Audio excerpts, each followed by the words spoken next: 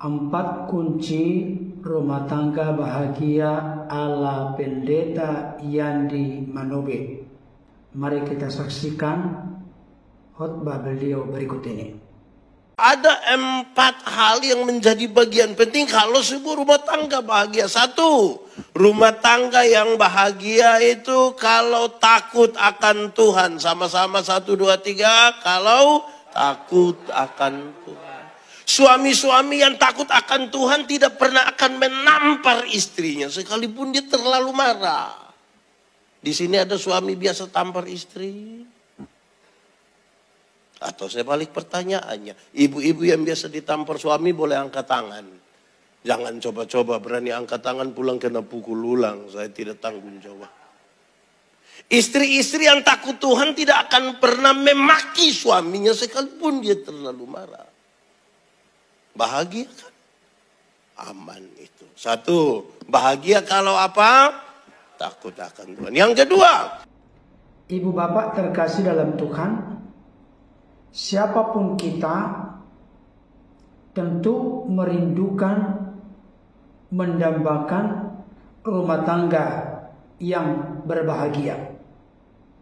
Ada banyak upaya yang dilakukan oleh manusia yang hidup di tengah-tengah dunia ini dengan maksud dan tujuan untuk menemukan kebahagiaan.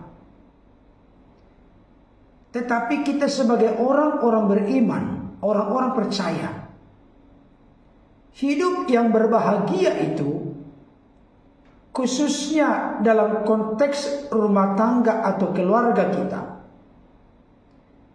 harus tetap bertitik tolak dari dasar firman Tuhan atau Alkitab.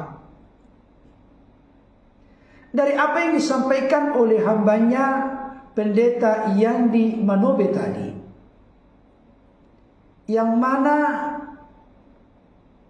dipaparkan secara praktis dan sederhana, tetapi menyentuh bagi setiap kita, bahwa kunci rumah tangga yang berbahagia itu tidak bisa dipisahkan dari hidup takut akan Tuhan. Kalau boleh saya tegaskan, inilah yang menjadi dasar atau pondasi dari rumah tangga atau keluarga yang berbahagia dalam konteks keimanan Kristen. Itu benar-benar dinyatakan oleh firman Tuhan. Mazmur 128 ayat 1 berkata begini, nyanyian ziarah, berbahagialah setiap orang yang takut akan Tuhan, yang hidup menurut jalan yang ditunjukkannya. Saya pikir ayat ini sudah sangat eksplisit, jelas, terang benderang dinyatakan kepada kita bahwa kunci untuk berbahagia dalam hidup ini adalah takut akan Tuhan. Pertanyaannya, apakah yang menjadi bukti konkret atau bukti nyata bahwa kita hidup takut akan Tuhan? Tentu tidak bisa dipisahkan hidup kita menuruti jalan yang ditunjukkan Tuhan. Kita hidup selaras dengan apa yang diinginkan, dikehendaki dan dikenal oleh Tuhan. Amsal 8 ayat 13 menegaskan, takut akan Tuhan ialah membenci kejahatan. Aku benci kepada kesombongan, kecongkakan, tingkah laku yang jahat, dan mulut penuh tipu muslihat. Jadi kalau ada seseorang mengklaim dirinya takut akan Tuhan, tapi selalu memberontak kepada Tuhan, berlawanan dengan kebenaran firman Tuhan, maka orang itu sudah pasti tidak menghargai dan tidak menghormati Tuhan sebagai Tuhan. Isi firman Tuhan ini jelas menegaskan kepada kita, kalau saudara dan saya takut akan Tuhan, Berarti tidak ada istilah kompromi dengan kejahatan. Tidak ada istilah hidup dalam kesombongan, hidup dalam kecongkakan, hidup dalam tinggi hati, hidup dalam keangkuhan. Kalau kita hidup takut akan Tuhan, berarti tingkah laku kita pasti menunjukkan hal-hal yang positif, hal-hal yang benar, hal-hal yang bertanggung jawab, dan hidup kita menjadi berkat bagi sesama kita. Kalau kita berkata kita hidup takut akan Tuhan, maka kita akan dapat dipercaya lewat perilaku kita, lewat perkataan kita, atau lewat ucapan kita. Orang yang takut akan Tuhan tidak mungkin atau mustahil mulutnya penuh dengan tipu muslihat.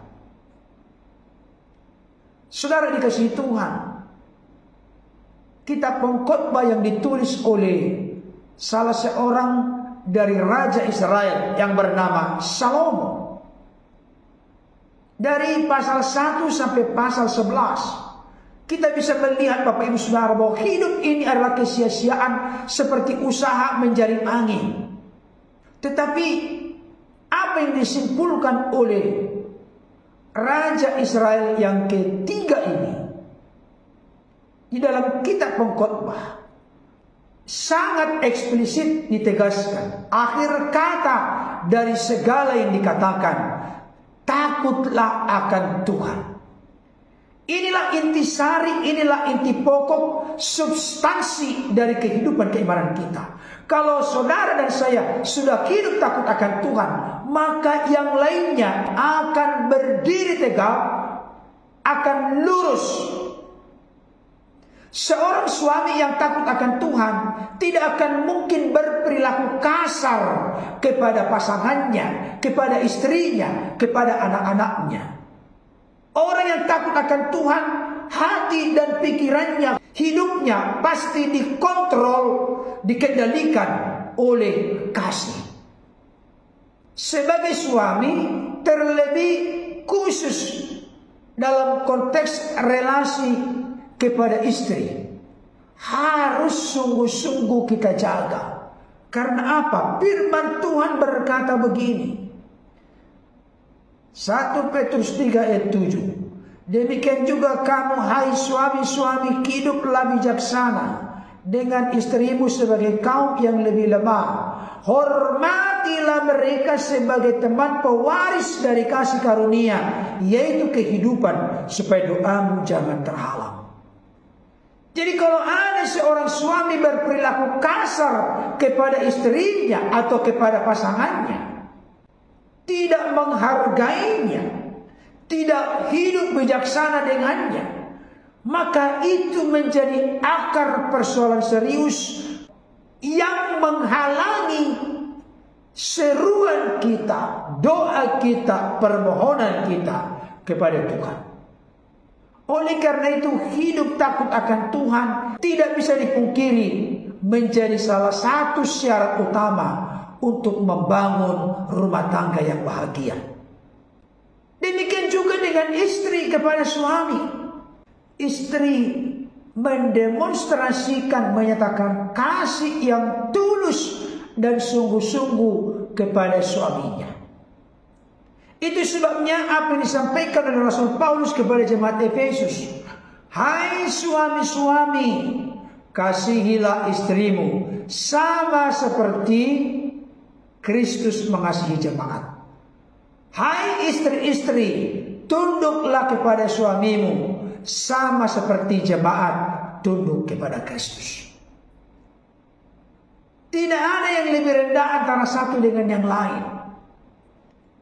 Tetapi semua itu bisa terrealisasi, terlaksana, menjadi bagian yang terintegrasi, menyatu dalam seluruh hidup kita ketika kita hidup takut akan Tuhan. Oleh karena itu, di poin yang pertama ini, hambanya Pendeta Yandi Manobi memberikan kepada kita penjelasan yang sangat akurat untuk menikmati rumah tangga bahagia. Kuncinya yang pertama adalah hiduplah takut akan Tuhan.